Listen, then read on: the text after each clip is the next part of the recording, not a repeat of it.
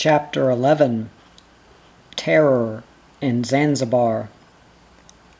Buller was anxious to get ashore for a run, but oddly enough, I felt rather lethargic and disinclined to do anything but sit in the cockpit and dream. This mood lasted about half an hour, when I decided that it was about time we both ate, as we had had nothing since morning. After a meal, I then felt like a run ashore, so got out a small collapsible canvas canoe I had bought in Mahi. The dinghy was always a bit of trouble to get unleashed and over the side, and this little canoe saved a lot of cussing. I then remembered to put out a second anchor, as there was absolutely no protection in the bay at all, and although there seemed to be no chance of a blow getting up, I had no wish to land up stuck in the sand. This done, Buller and I embarked, and he was always an awkward passenger in this small craft. He would hang first over one side, then the other, upsetting the balance every half minute. In the dinghy he sat sedately in the stern, but the canoe did something to him. However, we arrived without mishap, and I carried the canoe a few yards up the beach. Buller, as usual, flew round in circles, chasing crabs, seaweed, and anything else he saw. This bothered some monkeys that were in a nearby tree, and they started to swear and throw leaves and small twigs at him. This upset his dignity, and he came back and sat at my feet. "Swim," I said, and he grinningly accepted. I only had to doff my pants, and we were both in the water. If I were a lady novelist, I'm sure that I should go into raptures about the soft caressing warm waters of the Indian Ocean. Sharks there might be, in fact undoubtedly were, but oh, the joy of that lovely swim, and to hell with sharks. This joy was slightly marred by Buller spotting some crabs investigating my pants, which were lying on the sand. Dashing out of the water, he immediately began a battle, soaking my pants in the process, as well as leaving fragments of squashed crab all over them. Despite my swim, I still felt the land heaving about as I walked up the beach to retrieve my trousers. I never have found the cause of this feeling. If the boat rolled evenly for days on end, then I suppose one's brain, or whatever it is that causes this sensation, might get into a rhythm, but it never does keep up an even roll. Everyone I have spoken to on the subject admits to this giddy feeling, but none has an explanation. I had just donned my pants when a whole troop of natives came out of the bush, all as usual chattering at the top of their voices. Most of the girls were carrying bunches of bananas, coconuts, pawpaws. Several had squawking chickens, and one maiden had a whole roasted monkey balanced on her head. Leading the lot was my friend the pilot, whose name it turned out was Shilingi Mingi, which is Swahili for many shillings. During the course of the evening, he told me the story of his life, which, if not a happy one, at least was interesting. It seems that as a young man he was captured, or rather abducted, by Arabs, and sold to the captain of a dhow which ran up and down the Red Sea. He does not seem to have been a very tractable slave, and received many a beating in the consequence. At last his master got fed up with him, and sold him to another Arab, who had a pearl diving outfit at Jeddah in Saudi Arabia. Again, he was apparently rebellious. He was then sold to another Arab as a house servant. There, chains were welded onto his legs, and this resulted in a permanent deformity. As I have said, he was an odd-looking man. From the waist up, he was built like an all-in wrestler, but his thighs were thin, and from the knees down, his legs appeared to be wasted. At the end of these legs were a pair of enormous feet. He did not know how many years he served this master, but his legs became so weak that he was unable to do the work demanded of him. The chains were then struck off, and he was again sold, this time to an Arab fisherman. This man had a small boat, and carried a crew of 4 slaves. After about a year of this, my friend Ch11 had a brilliant idea. Why didn't the slaves simply chuck the Arab overboard and sail away back to Africa? He put it to his fellow Africans, who hailed the idea as marvelous. So one day, when they were a good distance out, they all 4 set upon him and tied him to the mast. Recounting that episode, Ch11 could not control his laughter. He rolled on the sand, simply bellowing. Between these bursts of merriment, he said, to use his own words, as far as I remember them, we tied him up to the mast, Bwana, and then took off all his clothes. We told him that he was going to die, and as he had beaten us, so we would beat him. We got some rope, and we all beat him in turn. Then we cut off his ears and his nose. Then we kept sticking a boat hook in his genitals. Oh, you should have heard how he screamed, Bwana! You could not help laughing. Then we made a small hole in his stomach, and put in the salt, which we used for the fish. Then we had to leave him to sail the boat, for the wind started to blow hard, and when we came back, we found he was dead. He shook his head sorrowfully over this. Obviously the Arab was not a cooperative type. After some days, they ran out of water, had almost given up hope when they were picked up by a British freighter, and ultimately dumped in Mombasa, from where Ch11 easily made his way back to Zanzibar. But to return, I thanked them for the presents, and as I could not possibly eat all they had brought, especially the monkey, which looked just like a young baby, I suggested that I should contribute a few things, and we would all have a feast. Naturally this suited everybody down to the ground, and the women and girls were dispatched to make ready the food and drink. I went back aboard and fetched a case of corned beef, 1 of tinned peaches, and a few tins of treacle. As they were going to bring beer to the feast, there would be dancing, so I also brought my transistor set, and there is always a lot of dance music, rock and roll stuff, broadcast from the East Africa stations. I sidetracked pretty broad hints from Ch11 that he believed it was usual for white men to donate a few bottles of whiskey and gin, to say nothing of bottled beer, by saying that I had none aboard. At about 7 o'clock all was ready, and I went to the village.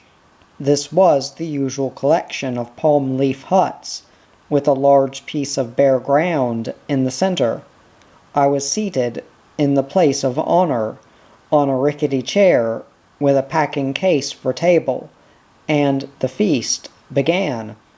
I stuck to corned beef and chicken, followed by fresh fruit, as I had no wish to get any tummy trouble.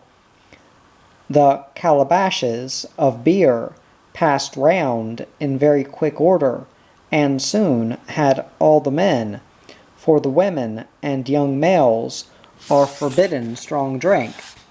In a happy frame of mind, I turned on the wireless full blast, and sure enough, rock and roll came out with a deafening roar. This rhythm appeals to Africans. Soon, lines of men and women formed up and started dancing. Drums appeared, and several types of xylophones added to the noise. The fact that the xylophones played an entirely different tune worried no one. The beat and the time is the thing. There were one or two disturbances, for instance, when an obvious epileptic threw a fit in the middle of the dancers, and again when Buller decided to challenge all comers in the dog world, and half murdered 2 dogs. But on the whole the night was a roaring success. I left about midnight, and for some reason decided that it was too dangerous to go aboard in the canoe, so Buller and I swam out. I remember I had a terrific struggle to hoist Buller up over the side, but once we were safely aboard, I flopped down on deck and slept the sleep of the just. I was awakened at crack of dawn by Ch11 hailing me from my canoe, which he had paddled out. He didn't look too good either. I had said I intended to sail at dawn, and the reason for his presence was that he wanted me to give him a passage down to Zanzibar port. This I immediately agreed to do, as apart from not feeling up to heaving sails about, his knowledge of the channel would be a godsend to me. A few good strong cups of coffee made me feel more of a man, and at about 8 we weighed anchor, and ran out a mile or so on the engine, and then set the sails for the last leg. We easily rounded the point, and then had to start tacking. This was the mistake I made in not heading round the south end. A hooroo will sail fairly close to the wind, but even so it was almost dusk before we made the port. During the trip, Ch11 made constant reference to a big shauri affair that was to take place on the morrow. He wouldn't say what it was, but kept on sniggering and hinting that I would be surprised. How surprised I eventually was, and the dark and terrible things that happened, I shall tell in due course. Normally, I should have stood off till the morning, but Ch11 laughed aside the suggestion, saying he could find his way in even if he were blind. In fact, it was plain sailing right up to the port. I switched to the engine about a mile off, and we slowly crept into the harbor. To my delight, there on the slipway stood dear old John. One couldn't mistake his tall figure. He was making signs and waving his arms, but I couldn't understand what he was trying to tell me. What puzzled me was that there was no one about at all. No customs launch or immigration people were to be seen. I thought that possibly I had arrived late and that they were all off duty, but there should have been at least the usual dockies knocking about. As it was, there seemed to be only John. As soon as I got to within hailing distance, he said, "Drop your anchor and come and fetch me." I yelled back I would do so, and how was he? To which he said, "Tell you later. Get a move on." I thought of a quicker way of getting him aboard than anchoring. I kept standing off, and sent Ch11 in the canoe to fetch him. As soon as he scrambled over the rails, he said, "Take her round to the yacht club. There's a good berth there, and I've fixed it. Recognized the old hulk a couple of hours ago, and thought you'd be in about now. The club is just round the point. Here, give me the wheel, and I'll take her." I was surprised at the urgency of his voice, and asked what the hurry was.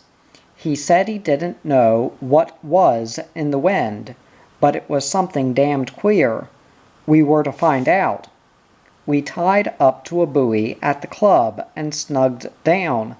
Ch11 said he wanted to go ashore, so I paddled him in the canoe.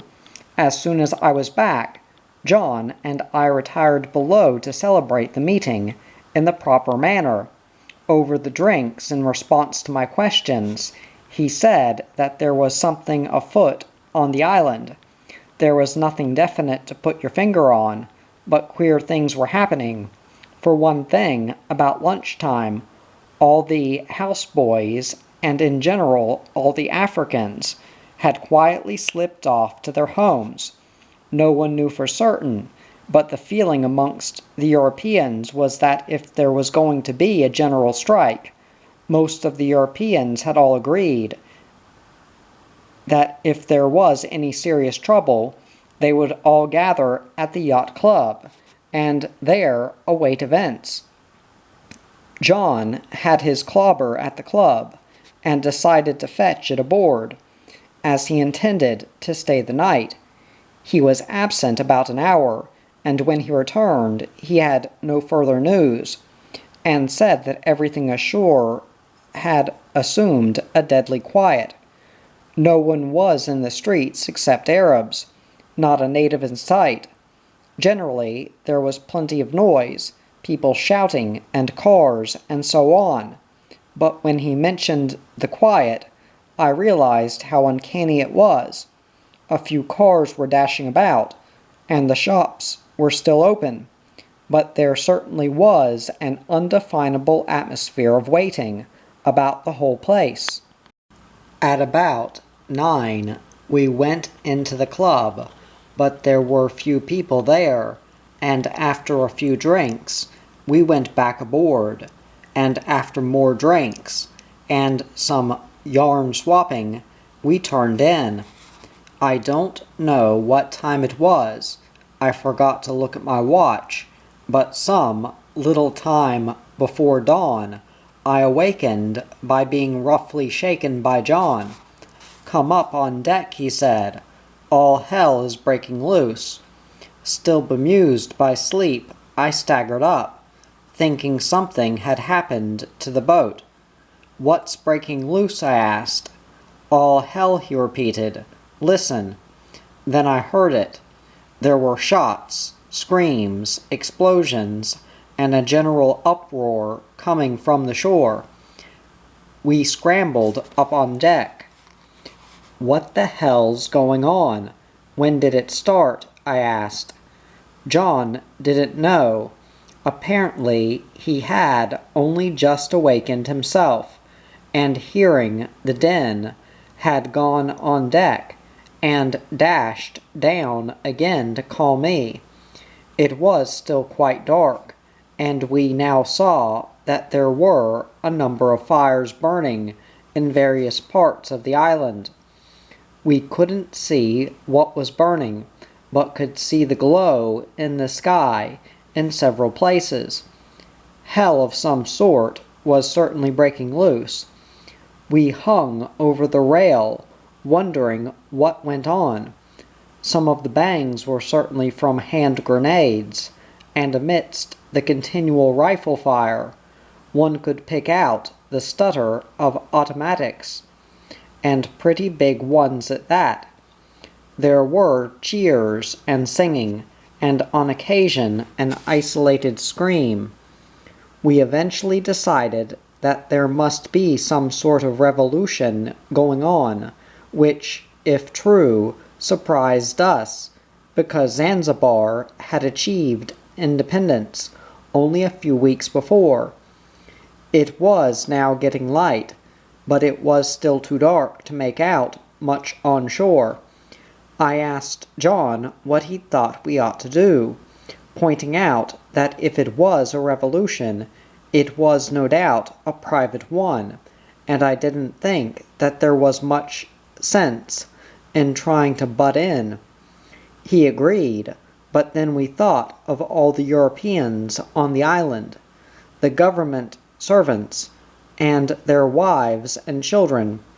If it was a definite revolution, there might be women and kids to get off the island in a hurry. We decided not to carry out the program we had made the previous evening, which was to sail over to Dar es Salaam in the morning, stay a few days there, and return to Mombasa via Zanzibar again. Instead, we would hang on here and see what turned up. We decided that the best thing to do was to have a really good breakfast, as we did not know what the day would bring, and as John remarked, hunger makes cowards of us all. All during breakfast the racket continued. Shots were being fired all the time, and once a bullet zipped overhead. A horrible wailing sort of sound became audible from time to time, which got on our nerves. Buller, who hates bangs, had crawled into the sail locker and buried himself. We rather bolted our food and went on deck again. It was light now, and we could see ashore. The first sight we saw was unbelievable. 3 Arabs came running along the shore, obviously terrified. Following them and brandishing pongas were a bunch of Africans who were rapidly gaining on them. The Arabs were nearly opposite us when the Africans caught up with them. 2 were immediately slashed to death, and the third one managed to run into the sea, where he was pursued and hauled out. The Africans then stripped him and started hitting him with the flats of the pongas. He fell, and one man said something to the others, which caused them to laugh. They then held him down, and one man proceeded to cut off his genitals. They left him screaming for a couple of minutes, then killed him by slashing him across the throat. We had watched all this with a horrible fascination, unable to do anything, not wanting to look, but unable to tear our eyes away. We had both been in the war and seen men killed, but nothing so ghastly as the scene we had just witnessed. "It's a revolution, all right," said John. "What do we do?" "If they are going to do that to kids," I said. We looked at each other. John nodded, and without a word we went below. I buckled on my 4.5, and John had his 3.8. We got the dinghy over, and as I was attaching the outboard, John said that if we both went ashore, the boat might be shanghaied, and we would be left high and dry and useless. He added that as it was my boat, it was I who should stand by to repel boarders. But I wasn't having that, so I said, heads he went, tails I. He tossed, and it came down heads. I said I would run him ashore, because if he tied up the dinghy, someone might pinch or sink it. I would keep a watch out and pick him up immediately he returned.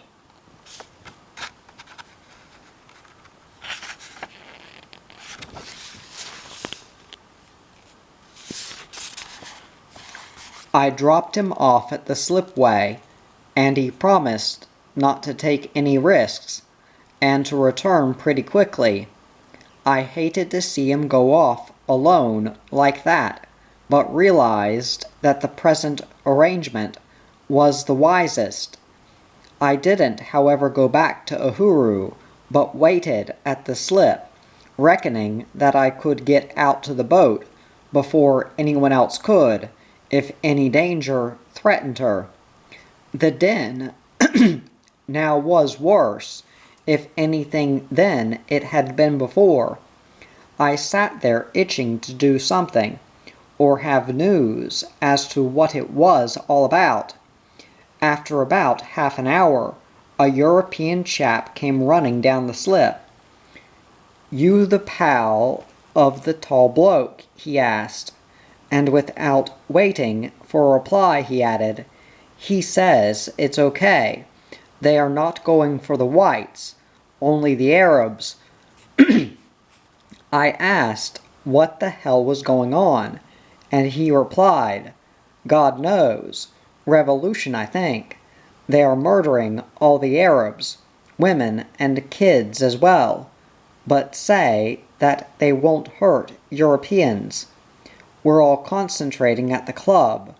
With that, he started to run back, stopped, and returned.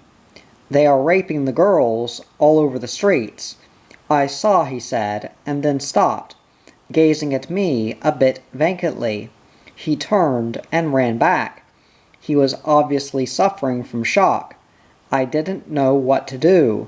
My instinct was to go ashore and join John at the club, but he might come out another way, and I should miss him. Also, there was the boat to think about. I stayed where I was. It was about an hour and a half later that John appeared. "Let's get back to the boat and think," he said. We got aboard and sat down in the cockpit. "Well, what's the score?" I asked. "Everything is pretty confused, but as far as I can make out, the Africans have revolted against the present government. Although it's against the government, it's the Arabs who seem to be getting it. The natives are rushing about shouting that the Arabs made them slaves for years, and now the African is the master. I haven't seen anything myself, but there are quite a few people at the club now, and they are all talking about seeing murder and rape. The mob is completely out of hand. The police, those who haven't joined the mob, have been disarmed, and a chap said that they'd captured the arsenal, and everyone was helping himself to anything he fancied. Apparently they have nothing against the whites, and at any rate so far have not molested them, merely shouting at them to go home or go to the club. People are still coming into the club, those who live within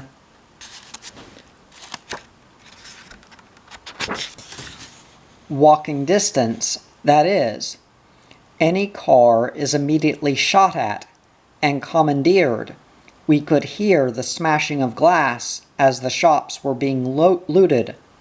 If anything, the general din was increasing, and far more small arms fire and grenades were going off. We could hear bands of men marching about and singing, though marching was the wrong word. From time to time, we caught a glimpse of mobs, all armed, rushing through the streets. We could not see much from where we were anchored, which was very frustrating. "Look," said John, "we've got to make up our minds what we intend to do. We can either push off to Dar, hang about aboard and see what turns up, or go ashore and do something. Thing is, if we go ashore, what can we do? The two of us can't do much against this mob, but I'm damned if I can sit here much longer." I felt exactly the same way. We both wanted to go ashore, but there was the boat to think about. To leave it unguarded was probably asking for trouble. Apart from the mob raiding it, there was the possibility that some Arab or even European might bring his family aboard seeking safety, and finding no one at home, might decide to sail away in her. At the same time, to merely sit and wait for events was becoming intolerable. Whilst we were remaining undecided what to do, the difficulty was solved for us. A couple of chaps held us from the slip and asked if they could come aboard. I told them to hold on and I would fetch them. They turned out to be a couple of Americans from the tracking station who had spent the night with some friends nearby and didn't fancy walking back. Their car had been burnt as it stood outside the friend's house. They were terribly wrought up, and one chap said nothing but, "Terrible, ghastly, oh awful," for about 5 minutes. We took them below and gave them a good strong whiskey each, and after a bit managed to get some sense out of them. They said there were corpses all over the place. Murder, rape, and arson was everywhere, and the Africans were completely out of hand. They said that a man named Okello seemed to be the villain of the piece, and added that there were quite a few men in uniform who they swore were Cubans. This last seemed rather unlikely to us, but as a matter of fact, we also saw some of these men ourselves later on, and though I don't know what Cubans look like, they certainly seemed as if they might be. There was no doubt that they were not Africans, and were definitely Dagos of some sort. I asked the Americans whether they would stay aboard and guard the boat, pointing out that there were a couple of rifles in the locker and plenty of ammo. They agreed to do this, but said we were mad to go ashore, and there were stray bullets flying about all over the place, and if we were not shot on purpose, we might very well be by accident. I may say that this thought had occurred to me also, but anything was preferable to doing nothing. I asked them if either of them could sail the boat, but neither could. Nevertheless, before we left, I crossed a couple of wires in the engine so that it would not start. Best to be on the safe side, I thought, although no doubt my suspicions were groundless. We went ashore in the canoe and carried it up the beach and hid it as best we could behind some rocks. We then walked into the town. I cannot adequately describe what was going on or convey the absolute horror of the outrages that were perpetrated. The main shopping street was a wreck, glass and goods being strewn all over the narrow road, whilst natives were running about with armfuls of loot. But worst of all were the mutilated bodies of men, women, and children that were lying about. Without exception, these were Arabs. Whilst we stood there, I was going to say almost frozen with horror, a gang of about 10 Africans came up behind us, dragging 3 young Arab girls in their midst. The girls were screaming, and the Africans roaring with laughter. John started forward, but I grabbed his arm.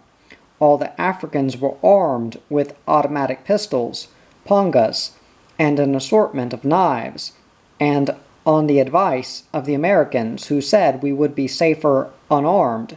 We had no weapons at all. "Look at our new wives, white men!" shouted one of the gang, and they all stopped in front of us. The girls were about 16 or 15 years old, and their clothes were torn and dirtied. I wondered desperately what we could do. "I will buy them from you," I said. This struck them as funny, and I suppose it was stupid, but it was the first thing that came in my head. "What is the use of money now, white man?" said one of them. "Do you know that everything is now free? If you want girls, go and take them, and go to an Arab's house and take his wireless, and then make your girls dance for you. We are now going to take these girls into a house where there are beds and make them our wives." Laughing, they dragged the girls down a side street.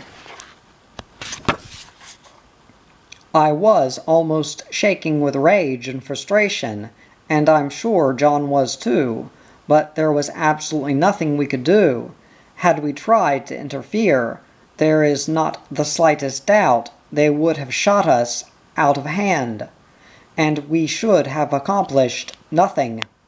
"I can't stand this. I'm going back to the boat," I said. "No," John said.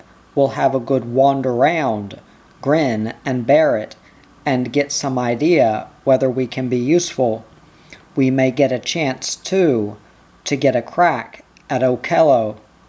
Personally, I felt like up anchoring and getting the hell out of it, but I knew John and knew he had a definite reason for most things he said and did. So we started our walk and must have walked for about 2 hours. Everywhere was the same. I don't know how many bodies we saw, hundreds anyway. Once we came upon about 50 Arabs, men being marched along by the usual gang of Africans. We asked where they were being taken, and were told to the men's camp. We subsequently learned that 2 camps were set up, one for men and one for women. Why some were slaughtered on the spot and others herded into camps, we never found out. There seemed to be no reason for anything. We were soon out of the town itself, and amongst the clove plantations. Here the story was the same. In the garden of one large old Arab house, which must have housed the old Arab patriarch and his various sons and their wives, we counted 21 bodies. Some had been shot and others hacked with knives or pangas. Most were naked and showed fearful wounds.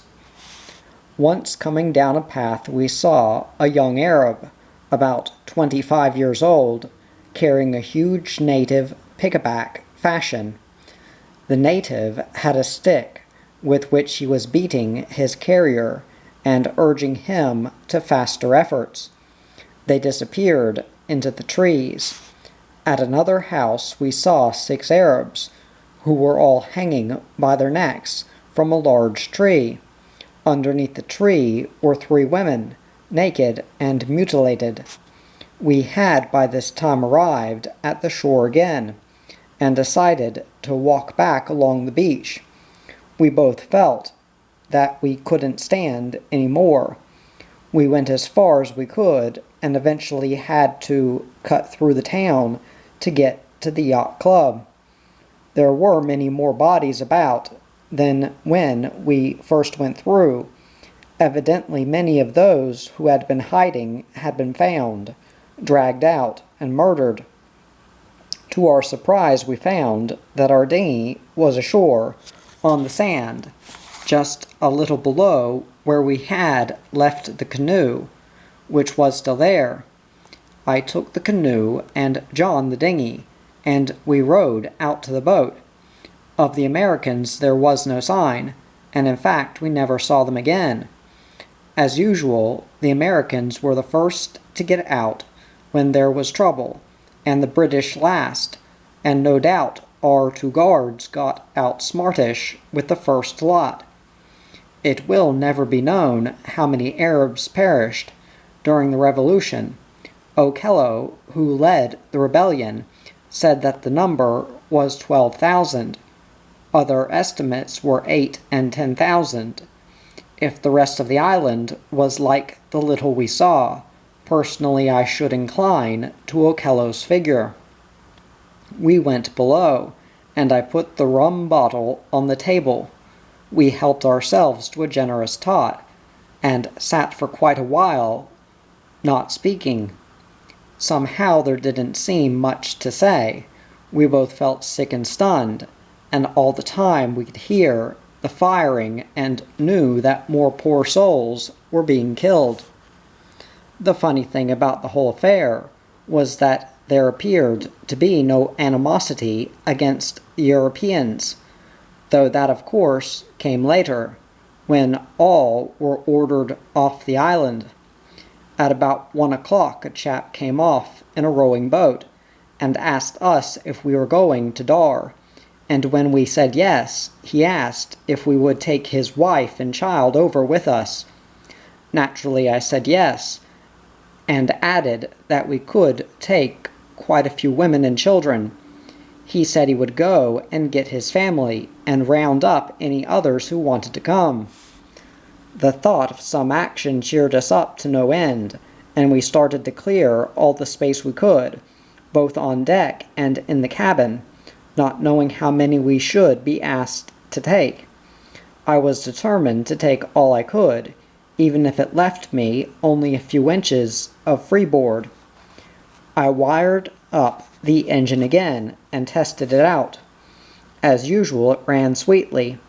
John filled all the thermos with hot tea, got out biscuits for the kids, together with chocolate and anything else they might like. It was only 20 miles to Dar, and I reckoned I could do it easily on the engine in about 3 hours. We were both below when we felt a bump, and almost immediately heard footsteps on deck.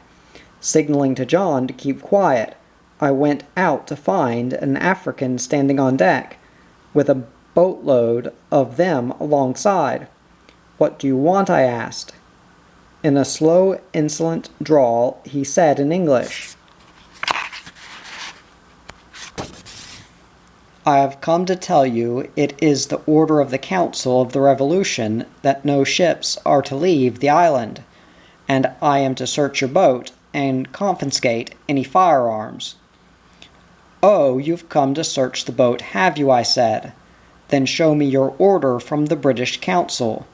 This is a British boat, and I am the captain, and in international law no one can search the boat or give orders to me without the written authority of the British consul or ambassador. In fact," I added, "you are liable to get into serious trouble for coming aboard without authority. Further," I continued, warming to the subject, "you are committing an act of piracy on the high seas, which I shall report to my government. As to stopping me sailing, that would be an act of war, and I should immediately wireless the nearest battleship and ask for protection." For a moment or so he stood there not knowing what to do. Seeing his indecision, I said, "Go on, get off this boat." By this time John had joined me. "That's right," he said. "This is an act of piracy, and I am a witness." He stood there for another 10 seconds, then said, "Oh, I am sorry. I thought that this was an Arab boat. I did not know it was British." "Well, now you know. Get off," I said, and he turned and went over the side like a lamb. John grinned at me. "Nice work, boy," he said. I heaved a sigh of relief. I then went and got a Union Jack out of the flag locker and broke it out. I don't know if it had any effect, but we received no more visitors. At about 2:30 or so, a little knot of women came down to the shore. Actually, there were 10 women, 1 child, and 2 men. John got into the dinghy and started to ferry them aboard.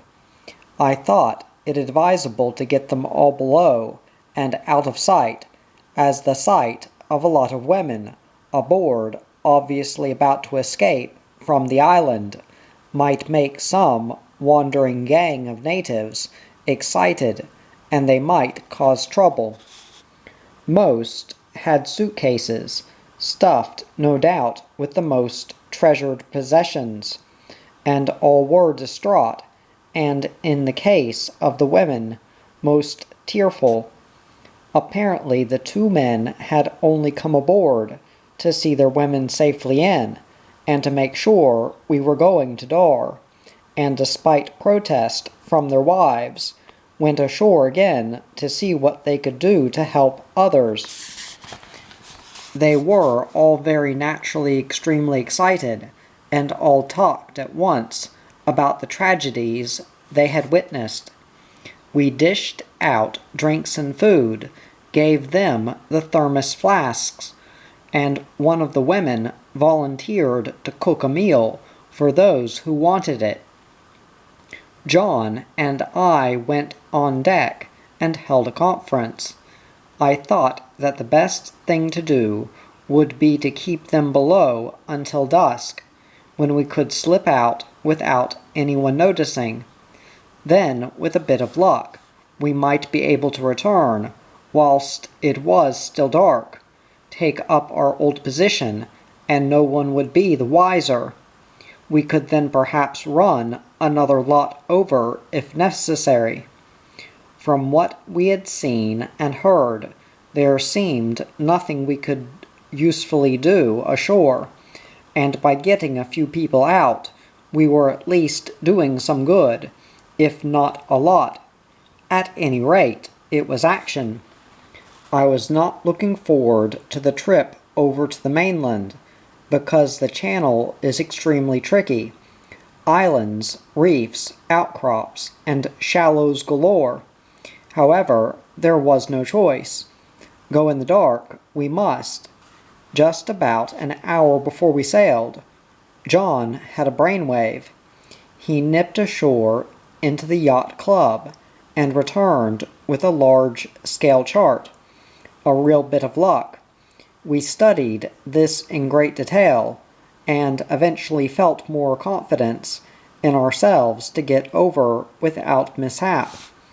The thought of coming a cropper with all those women aboard had worried us. We also shared their worry as to what they were to do and where they were to go when we landed them. Fortunately, most had friends in Dar who would no doubt be only too pleased to put them up and look after them. I wondered privately whether there would be trouble with the immigration people, but said nothing, not wanting to add to their troubles. They had had a meal and seemed to be settling down quite well.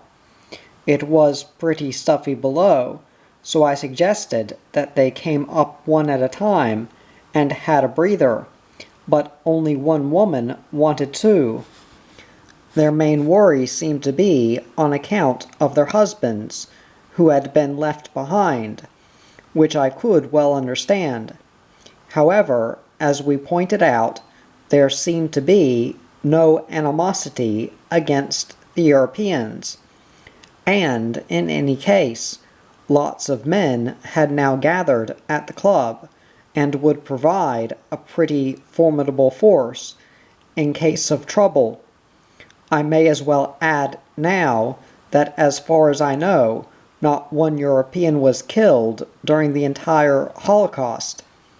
Many had their houses looted after they had left, but there was no loss of life.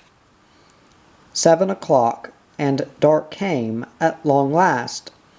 John, being more experienced, took the helm, and we slipped the buoy and edged out. Actually, all the coast here is well buoyed, and the lighthouses on the various small islets round the harbor entrance were working, and we were soon clear and in the open water, heading for the lights of Dar es Salaam, which we could see. It was a beautiful night, no sea at all, just a gentle swell, and we made a good 8 knots. About halfway across, John suggested that we should make for the old harbor, as so far as he knew, there would be no officials there, and we could unload our human cargo without all the fuss and bother that officials always make. We were sailing without lights, as we hoped to be able to nip in and out unobserved, and in fact this is what actually happened. We made the old harbor at about 10:30, or so I suppose, and as we hoped, found it deserted except for a few small dhows and a small coastal cargo boat. The jetty being full, we tied up alongside the dhows, which were 2 and 3 deep. Immediately we were besieged by the crews, asking for information as to what was happening over in Zanzibar. We told them a little, and then set about getting our passengers ashore.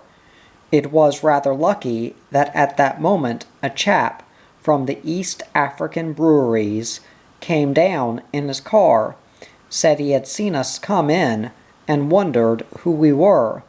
Apparently the dhow we had tied up alongside had a lot of cases of beer from their Mombasa brewery, and he wondered if we were hijackers. We explained what we were doing, and he immediately offered to run the women to anywhere they wanted to go. But when he heard how many there were, he saw that his car could not take the lot. However, he said he would rush off and get a pal of his to bring his car down also, and this he did, returning in about half an hour.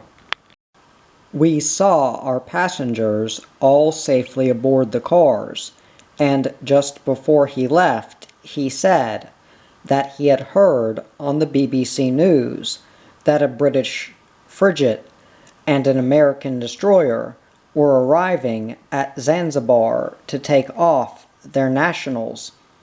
This cheered everybody up no end, and the party was almost gay when it set off.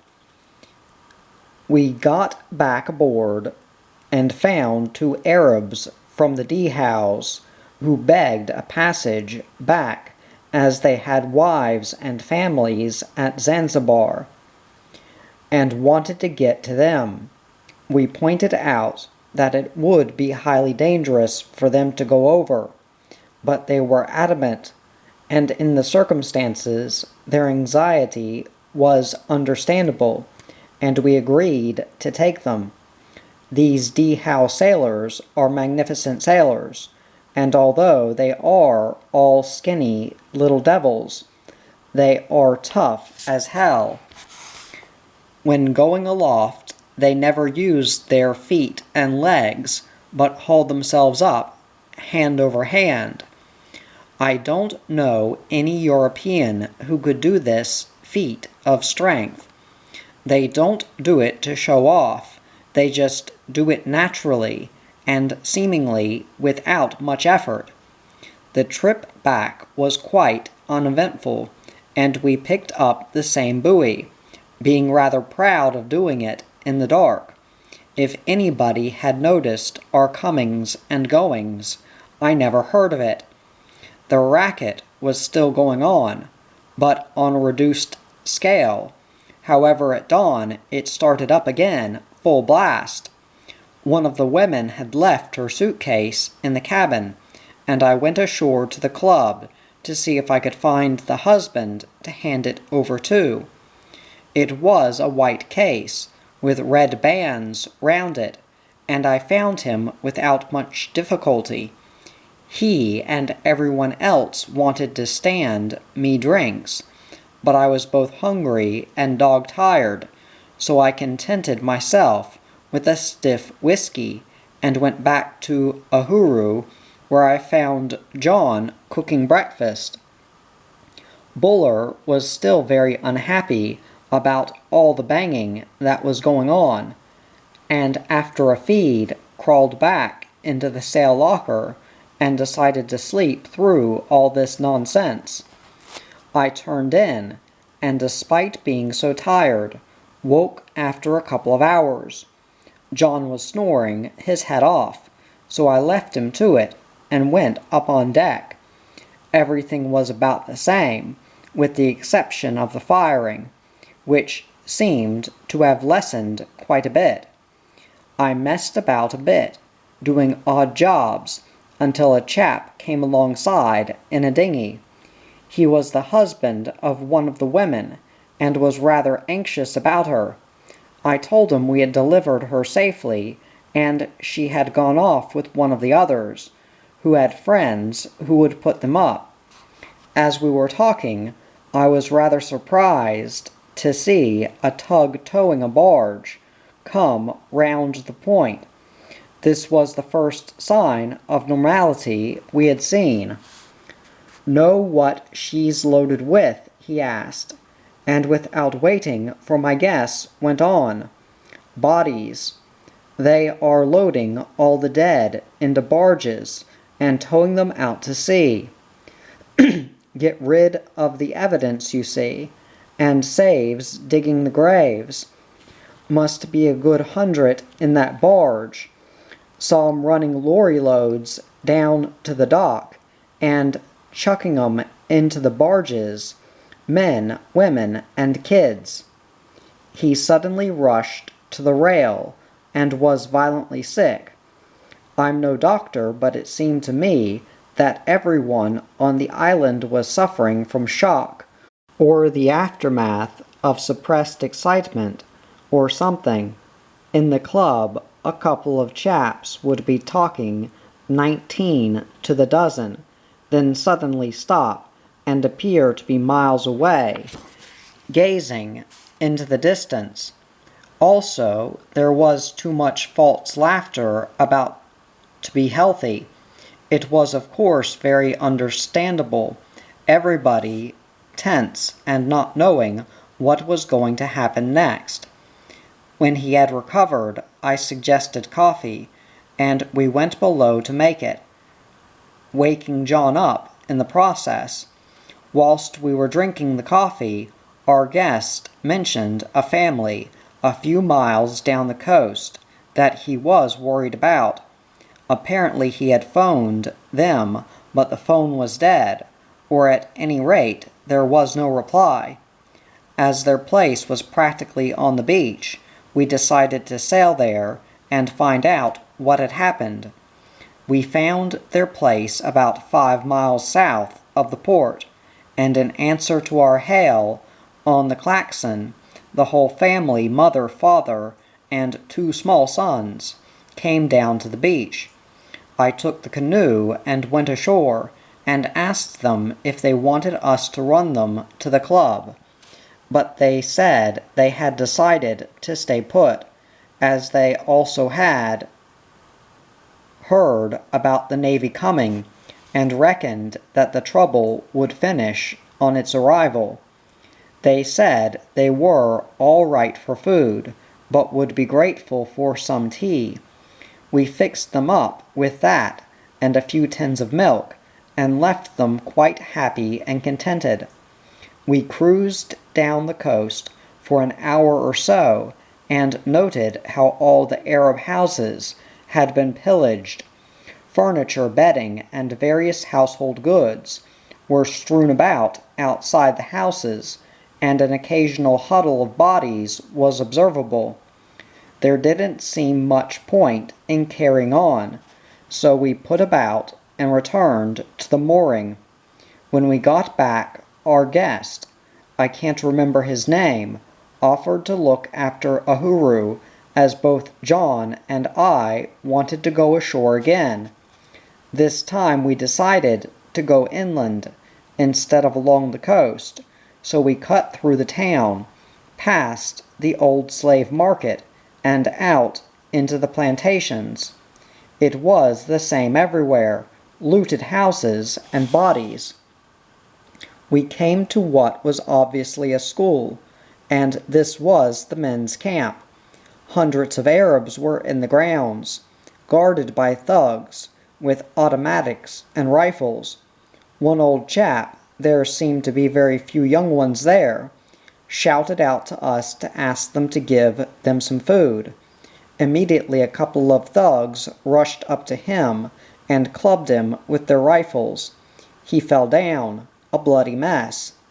One of the guards came up to us and said that it was the business of their wives to bring them food. How this could be done when all their wives were no doubt in the camp, I don't know. We thought that we would go along and see the women's camp, and ask the guard where it was. At this moment another African came up, obviously one in authority. He asked us what we were doing, shouted that it was forbidden to speak to prisoners, and became very truculent, so we thought it best to push off.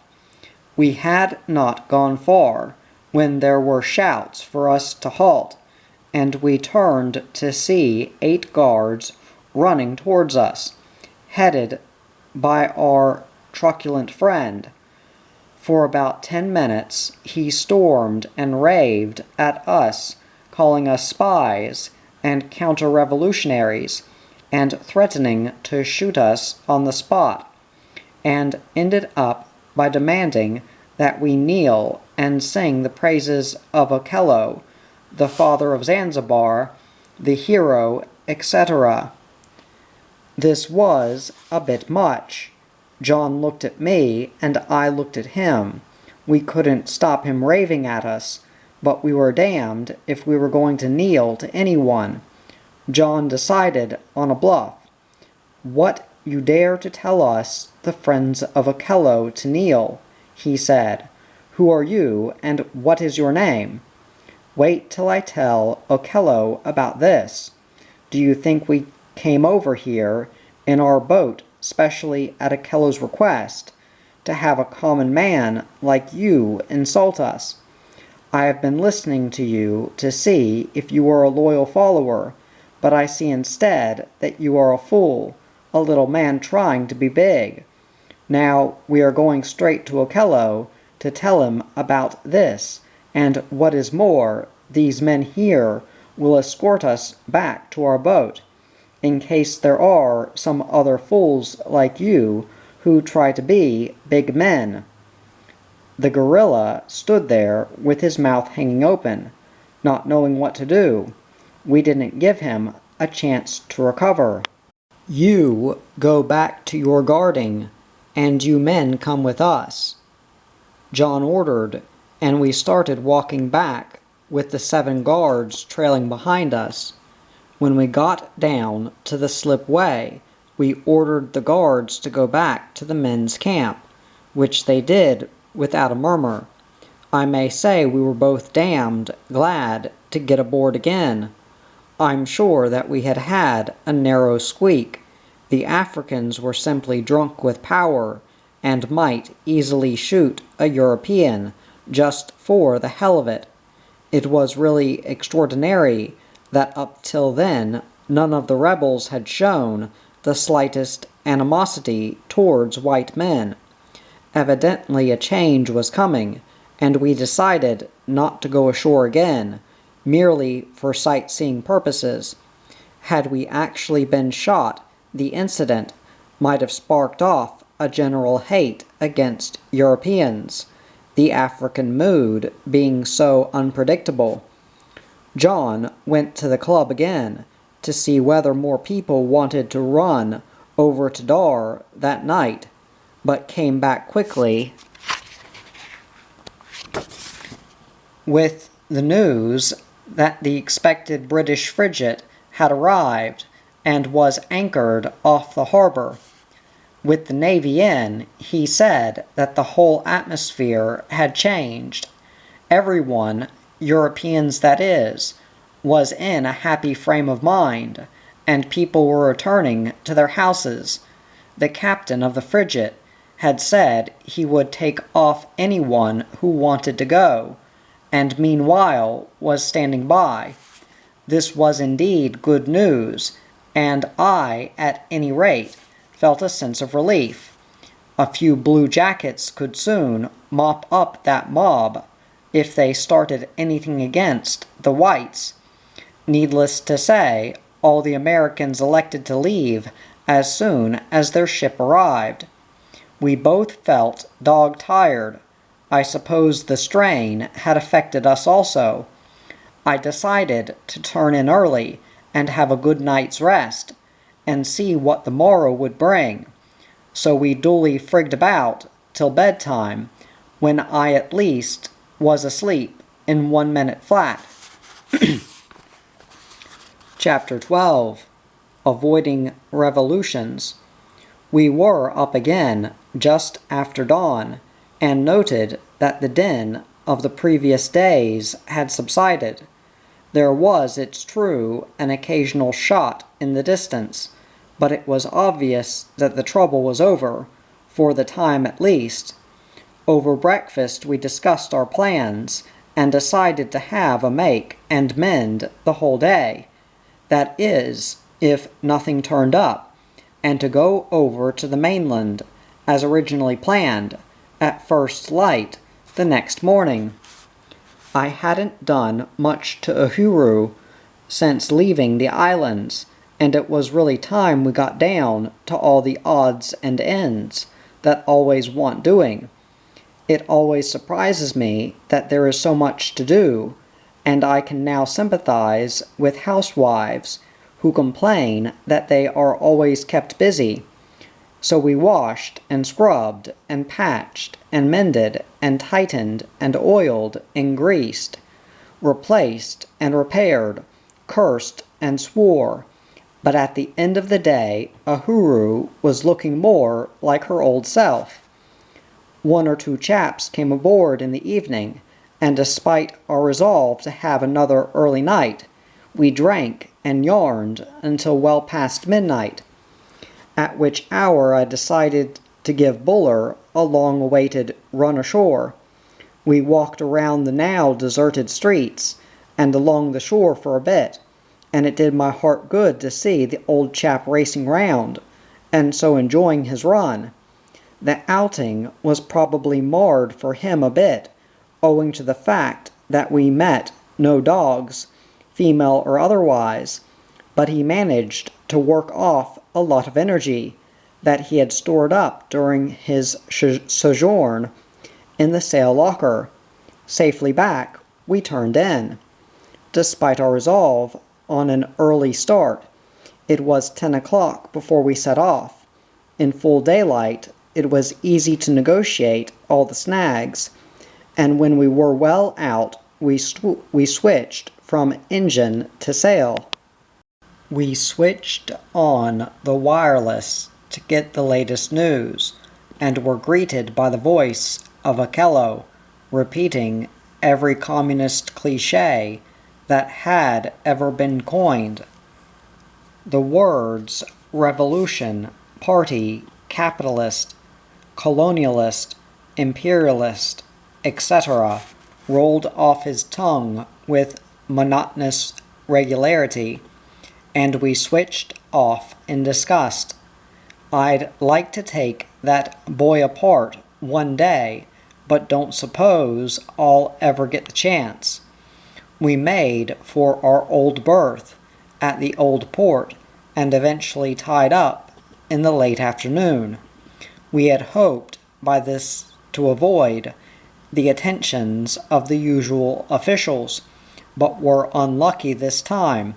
Customs, immigration, doctor, the lot, all came aboard demanding papers that I had never had, and in consequence I was obliged to let us say slightly deviate from the truth. I explained that as they knew, we had just come over from Zanzibar, and whilst we had both been ashore, here I hinted we had been performing brave and noble deeds. We had had thieves aboard, and they had taken the case which contained all my papers.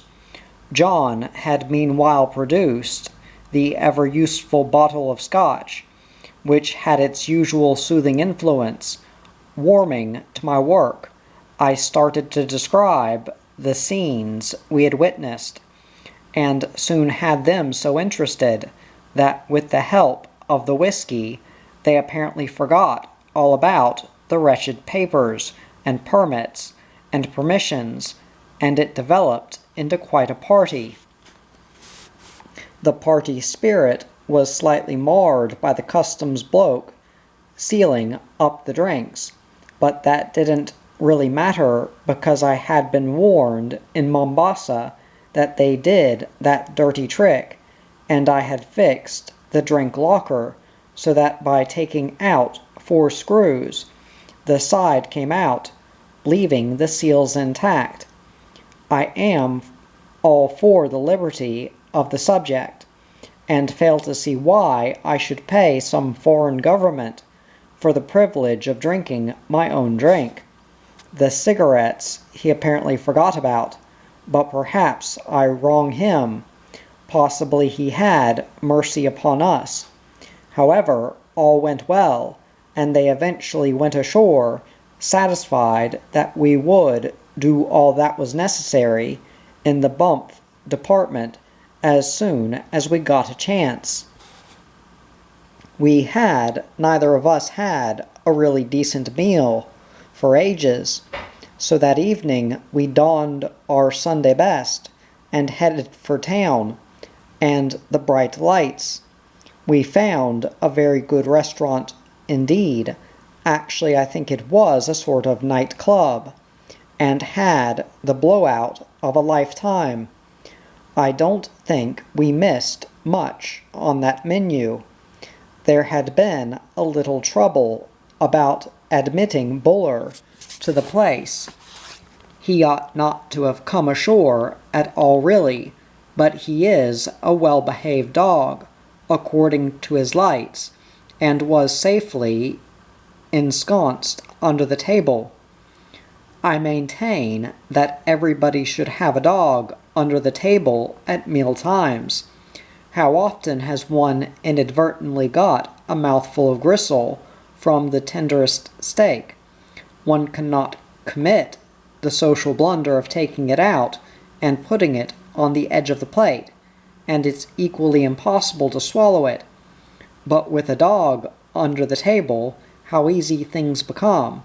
A discreet cough, the gristle passes into the covering hand, one bends down to recover the dropped napkin, and, hey presto, the gristle vanishes, without a trace, and without embarrassment. Dogs are also great introducers, and Buller did his stuff that evening. At the next table to us was a party of 4, 1 man, and 3 jolly-looking girls. It was not long before one of the girls said, "Oh, look at that darling dog," and gave him something from her plate. She also gave John the eye.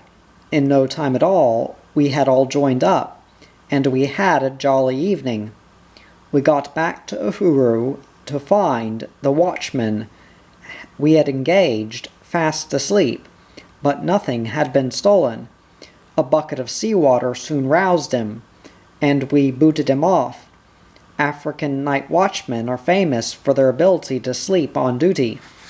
The next morning I went and had yellow fever injection and vaccination, called on the immigration people, and got permission to stay in Tanganyika for I think it was a fortnight. I also got topped up with fuel, and changed the water in the tanks. Next day was spent in getting in provisions and various spares, rope, etc., and generally stocking up. And when we had finished, we decided to have a holiday, so we hired a car and spent the next week or so in a social whirl.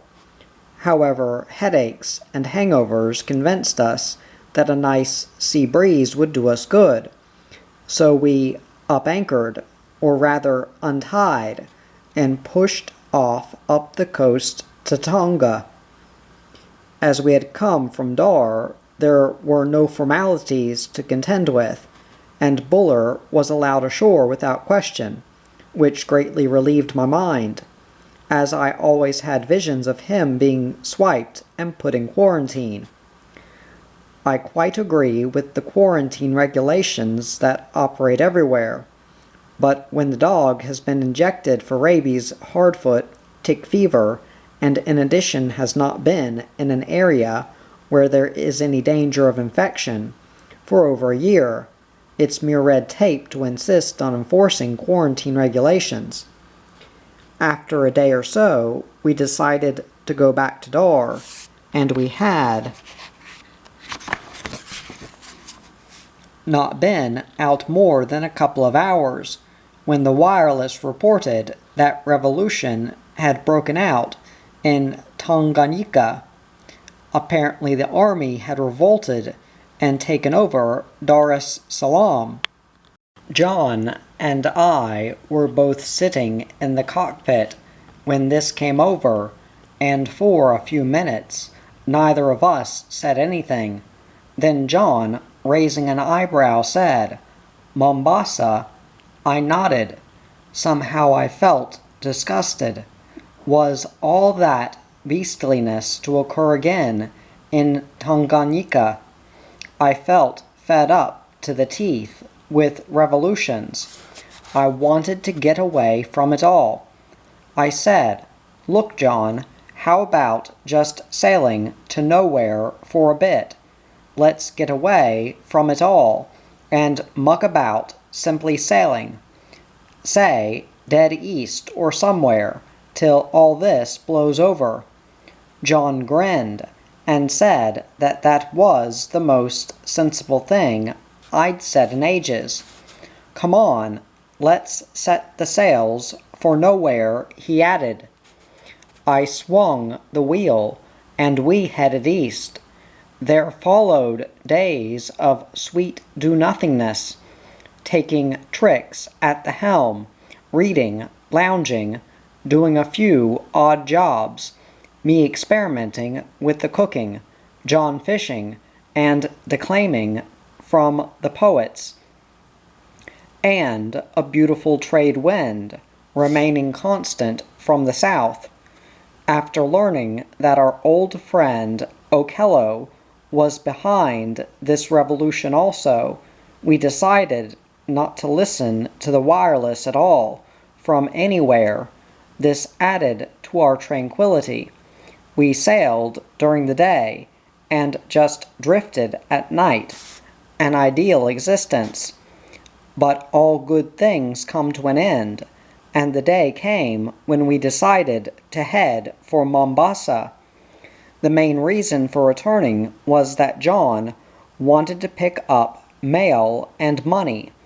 Neither of us had any mail for some considerable time, and John was rather anxious for news of his father, who had been ill the last time he had heard. When I asked John for the course, he said that I was now old enough to do my own navigating, and he expected me to hit Mombasa bang on the nose. And by heck I did.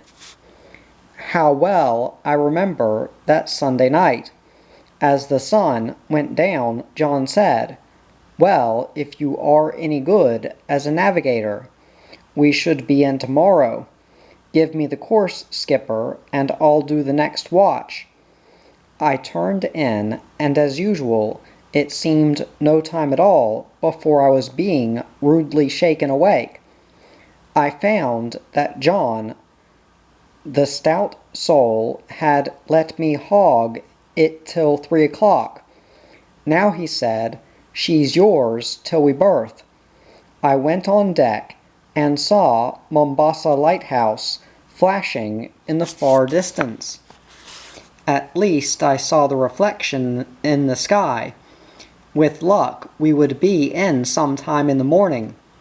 The temptation, which I still always have, to go over to Engine and get there in a hurry, assailed me, but I resisted it. John didn't want to turn in, and we sat in the cockpit, where for so many 100 hours we had sat and discussed most things under the sun. The voyage was all but over, and we were both sorry. Admittedly, we intended to set off again in a couple of months' time, but there is always something so definite in reaching one's destination, and the possibility of alterations in plans.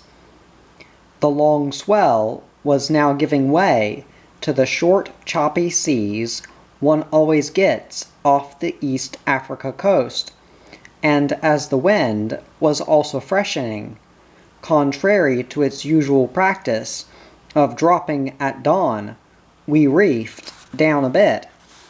At about 9 a.m., we were some 5 miles offshore, and could see the SS Karanja steaming out of the port, preceded by the pilot boat. We passed pretty close, and I remembered when we had seen her at Mahi on her way to India. John reminded me to get out the bunting, but I told him to get on with it himself, firstly because I didn't know what I ought to fly, and secondly because I had taken a hooroo out, and I was damned well not going to relinquish the helm till I had taken her in. As the pilot boat had passed us, a chap aboard had yelled out, "Hang on, I'll be with you in a jiffy," and shortly the cutter came alongside, and the pilot hopped aboard. He looked at me long and hard, then. "It's you, is it?" he said. "And where the bloody hell have you been and come from? You've been sunk without trace, lost at sea, posted missing, had planes, ships, and probably the bloody Navy looking for you. You slipped out without orders, permission, notice, or anything else, and I'll bet a year's salary that if I hadn't been out here, you'd have just sailed straight in, picked yourself a nice berth, said to hell with doctors, quarantine, port dues, or any other bloody thing, smuggled God knows what ashore, and sworn blind you'd never left harbor." "You're wrong," I answered. "I don't intend to smuggle anything. I've got the medicos chits from Dar. Port dues you'll no doubt sting me for in due course. And as for quarantine, the dog comes from Kenya, and the poor thing has never been ashore anywhere, so quarantine doesn't enter into it at all. Furthermore, I've a jolly good mind not to invite you to the party tonight, which starts at 7 and'll be held aboard, each male to bring a female with him. But he said, your drinks will all be sealed by the customs. Naturally, I shall purchase various bottles as soon as I get ashore. Like hell you will. You've probably got a hollow anchor full of the stuff. Not the anchor, I said, the mast. This I must see. Count me and me sweetie in. Now to business. Get the sails off her. We'll take her in on the engine." We glided past the golf course, the hotel, with the bikini beauties still parading round the pool, past the ferry slip, the yacht club, and picked up a buoy a little further down the harbor.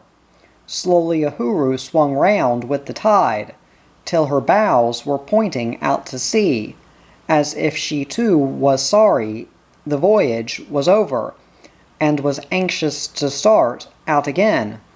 "Cut engine" was the pilot's last order.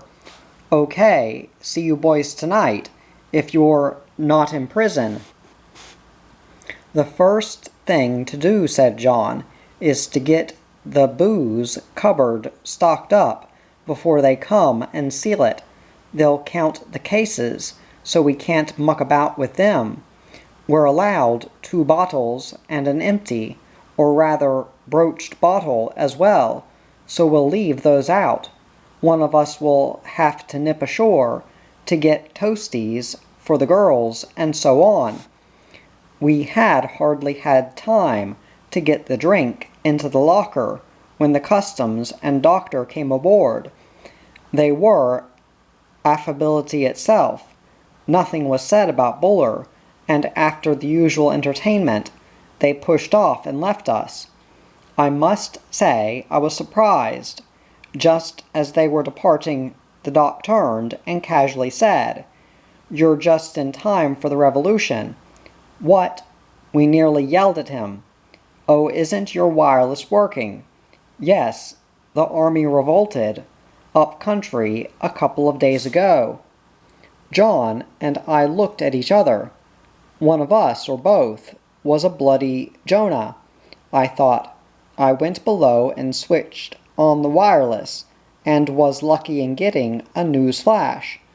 Jomo Kenyatta had called in the British Army, just as they had done in Tanganyika, and the rebellion, or revolt, or what have you, was over, the rebels having been disarmed. My friend Okello again. The party was a great success, but was marred for John and me. His mail had contained the news that his father had died 3 weeks previously, and as he was now Sir John, and head of the family, his presence was urgently required in England. There was nothing to keep him, and he flew off the next day, promising to return as soon as he had settled and cleared up matters.